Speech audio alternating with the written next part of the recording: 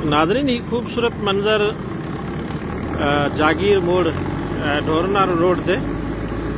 Hotel जो है जेका होटल ठही रही है हिते जेको जो आर्ट है कला है दात है उहा कमाल जी है। उस्ताद सिकी लदो सफ़र ते वियासीं ढोरनार हेॾां ऐं ॾिसो ही लांडी जो अंदरूनी मंज़र है ही लांडी ऐं हिन में ॿी कमाल जी इहा ॻाल्हि आहे त लांडी जे अंदर खां ई मिस्त्रियुनि सीढ़ी ॾिनी आहे ऐं उहा सीढ़ी मथे वञे थी ऐं मथे बि हिकिड़ो पोर्शन आहे जिते माण्हू आराम सां वेही सघे थो ऐं हीअ मंज़र निगारी यकीनन सिंध जा आर्टिस्ट ई अहिड़ो ख़ूबसूरत ऐं हुनर वारो कमु करे सघनि था। उस्ताद सिकी लदो छा चवंदो हिन लांडी जे मुतलिक़ तव्हां? लांडी ॾिसी ॾाढी ख़ुशी थी जी ऐं ख़ासि तौर ते हिन फन पारे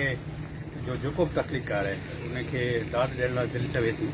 असां ॿुधो होसीं त खटे में अॻे काठ जा घर हूंदा हुआ ऐं काठ जूं झुगियूं हूंदियूं हुयूं ऐं हिन खिटे जो जेको आर्किटेक्चर सिस्टम हो उनमें काठ जे घरनि जी अहमियत हूंदी हुई, पर हीउ अमराणे में माना हिन क़िस्म जो होटल जेको तइमीर थियो आहे इहो हिकिड़ो माना फन जो हिकिड़ो शाहकार इश्तिहार आहे। महिरबानी दोस्तो असीं चाहियूं था त सिंध समूरी अहिड़ी ख़ूबसूरत हुजे, सुहिणी हुजे, ख़ुशहाल हुजे ऐं मज़े वारी ॻाल्हि आहे त हिन लांडी जे पोयां हिन होटल जे पोयां हीअ सरसब्ज़ बनियूं आहिनि, ॿार आहिनि, खेत आहिनि ऐं अहिड़ी असीं सिंध सरसब्ज़ ऐं ख़ुशहाल सिंध हसीन सिंध चाहियूं था, असांजे महबूबनि जहिड़ी